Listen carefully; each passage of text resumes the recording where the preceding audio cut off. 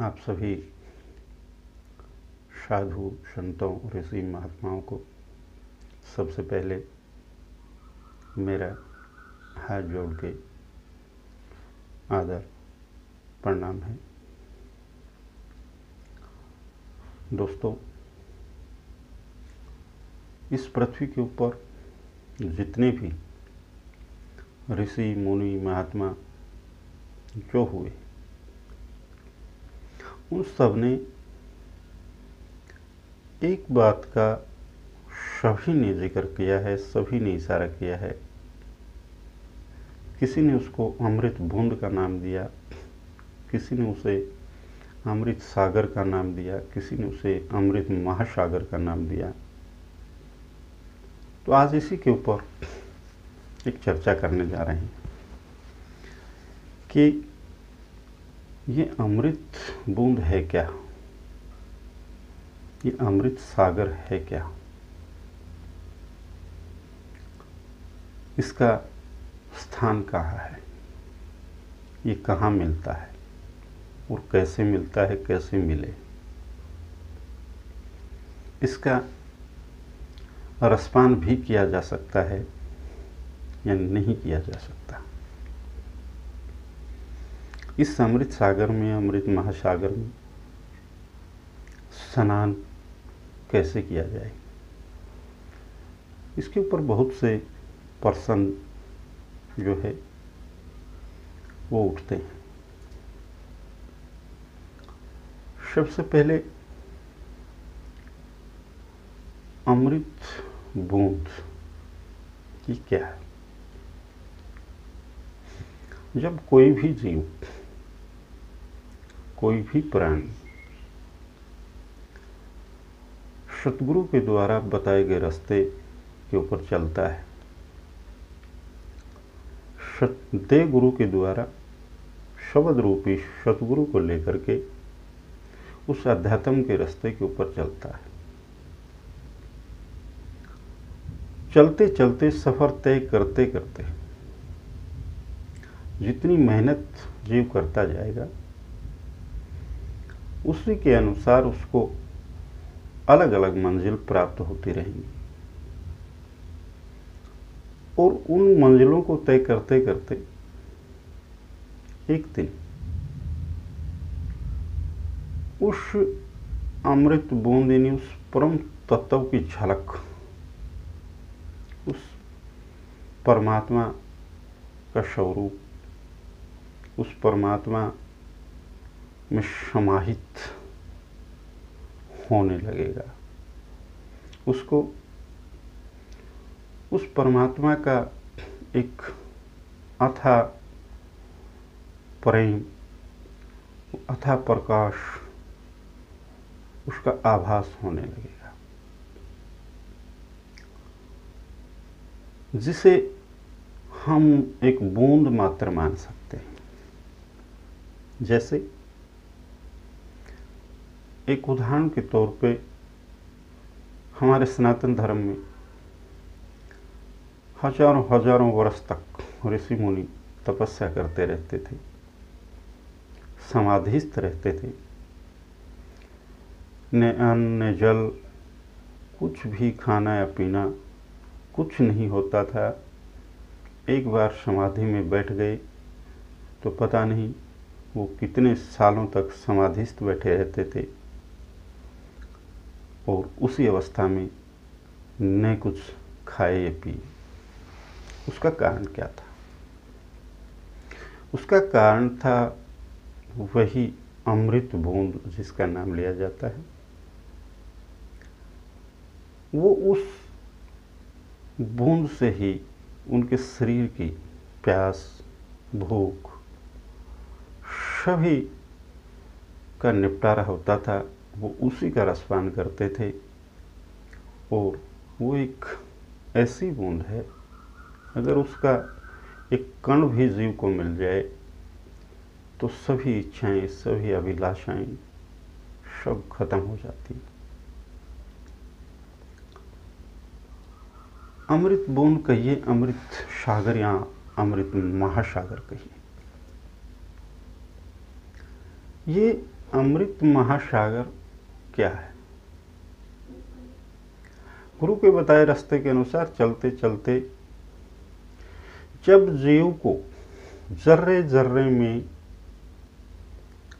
परमात्मा दिखाई देने लगे, वो जिधर भी देखे उधर उसे परमात्मा का अंश दिखाई देने लगे, तो ये समझिए कि वो जीव उस अमृत सागर में, अमृत महासागर में समाहित हो चुका है। उसको, उस जीव ने उस महासागर के अंदर स्नान कर लिया है। उसी परम शक्ति को, परम ताकत को, परमात्मा को, उसी को एक अमृत सागर, अमृत महासागर या अमृत बूंद कहा गया है, जिसके दर्शन मात्र से, जरा सी झलक मात्र से जीव का उद्धार हो जाता है। काफ़ी संतों ने शब्द के माध्यम से, वाणी के माध्यम से बहुत कुछ समझाने की जीव को कोशिश की है। एक संत ने कहा है, गगन मंडल से अमृत बरसे, बरसे तो तालाब भरे, कंकर पत्थर डूबत देखे, लोहा पार तरे। इसके माध्यम से संत जी जीव को चेताना चाहते हैं, समझाना चाहते हैं कि परमात्मा जो है वो जीव को देने में कोई कमी नहीं छोड़ता, कोई कसर नहीं छोड़ता। सिर्फ उसको पहचानने वाला, उसको देखने वाला, उससे लेने वाला होना चाहिए। वो हमेशा 24 घंटे हर समय जीव के ऊपर बरसता रहता है, एक अमृत के रूप में बरसात करता रहता है। उनकी दया हर जीव के ऊपर बनी रहती है, लेकिन जीव अपने ही उल्टे सुल्टे कर्मों के आधार से उसको पहचान नहीं पाता, उसको देख नहीं पाता, जिसकी वजह से उस अथाह सागर में, उस महासागर में स्नान जीव नहीं कर पाता, उस रास्ते से विचलित हो जाता है और विपरीत दिशा में चल के जन्मों जन्मों तक भटकता रहता है। इसमें कवि ने कहा है, महात्मा ने कहा है कि गगन मंडल से अमृत बरसे, बरसे तो तालाब भरे। जब वो बरसता है तो एक सागर का, महासागर का, एक तालाब का रूप लेता है और उसके अंदर आगे संत बोलते हैं कि कंकर पत्थर डूबत देखे। इससे संत समझाना चाहता है कि चतुर पुरुष जो वो, ये एक ऐसे जीवों की तरफ इशारा है जो गुरु के शरण में चले जाते हैं, गुरु दीक्षा ले लेते हैं, लेकिन उस रास्ते पर चलने के बजाय चतुराई को नहीं छोड़ते, अपनी ही चतुराई में रहते हैं और उस चतुराई की वजह से वो उस बहती गंगा में, उस सागर में, उस महासागर में, उस अमृत धारा में तैरने के बजाय डूब जाते हैं। उसका कारण होता है कि गुरु के बताए रास्ते पे ना चलना, गुरु की बात को न मानना और अपनी चतुराई में रहना। दूसरा कहता कि लोहा पार तरे। इसमें संत ने जीव को इशारा किया है कि एक ऐसा जीव जो भोला भाला जीव है, जो चतुराई को नहीं जानता, जो चतुर नहीं है, ऐसे जीव की तरफ संत इशारा करते हैं कि संत ने उसको रास्ता दिया, संत ने उसको गुरु ज्ञान दिया और वो भोला जीव संत के बताए उस रास्ते के ऊपर निर्भय होकर चल पड़ा, अथाह विश्वास के साथ चल पड़ा और चलते चलते उस महासागर को वो पार कर जाता है, क्योंकि वो चतुराई से परे है। उसे सिर्फ और सिर्फ अपने गुरु, अपने सतगुरु के ऊपर भरोसा है, विश्वास है, और उस अटल भरोसे और विश्वास के सहारे वो उस महासागर को पार कर जाता है। दोस्तों, समझाने के तरीके अलग अलग हैं। किसी ने किसी तरीके से कहा है, किसी ने किसी तरीके से कहा है, लेकिन इशारा सबने उसी की ओर किया है। उसको आप परम तत्व कहें, परमात्मा कहें, कुछ भी कहें, एक अथाह शक्ति जो इस पूरी सृष्टि को चलाती है, हर जीव का पालनहार है, सिर्फ उसी सागर में डुबकी लगानी है, उसी सागर को पार करना है, उसी अमृत धारा के अंदर बह करके उस धारा को पार करना है। ये समझ लीजिए कि जिस जीव ने उस अमृत बूंद को पी लिया, उस अमृत सागर को, उस आनंद कुंड को, उस आनंद महासागर को पार कर लिया, तो उसका बेड़ा पार हो गया। वह आत्मा अपने निज स्थान पर चली गई।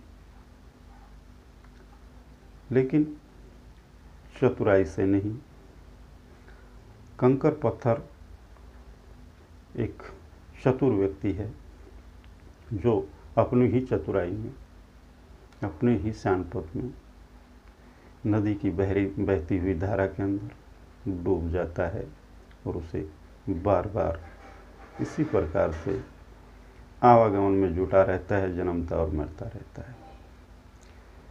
चतुर व्यक्ति से तो एक आम इंसान भी अच्छा है, जो कम से कम लाइन से नहीं जुड़ा, उसे अध्यात्म का ज्ञान नहीं है, उसे परम तत्व का रास्ता नहीं मिला, परमात्मा का रास्ता नहीं मिला, अनभिज्ञ है, और अनजाने में अगर वो कोई गलती करता भी है तो उसकी इतनी बड़ी गलती नहीं होती, क्योंकि वो उस बात से अनजान है। इसको परमात्मा भी माफ़ कर देते हैं। लेकिन एक सभी बातों को जान करके, रास्ते को पहचान करके और अपनी चतुराई में चलता है, और उस चतुराई में चलते चलते उस मझधार में डूब जाता है, उस बहती गंगा में डूब जाता है, उससे मैं क्या शब्द कहूँ, उसको नीच व्यक्ति नहीं हो सकता। इसलिए चतुराई ना करें। चतुराई में कुछ नहीं है, आपको कुछ नहीं मिलेगा। जो गुरु ने आपको रास्ता दिया है, सतगुरु ने आपको रास्ता दिया है, उस रास्ते पे चलें, और उस रास्ते पे चल के आप किसी भी बड़े से बड़े सागर या महासागर को पार कर सकते हैं। उस अमृत बूंद को पी सकते हैं। उसका स्वाद कैसा है उसको आप चख सकते हैं, अन्यथा जीव के लिए कोई रास्ता नहीं है। इसी के साथ आज का वीडियो यही समाप्त करता हूँ। आप सभी को मेरी तरफ से प्यार भरा आनंद, परमानंद।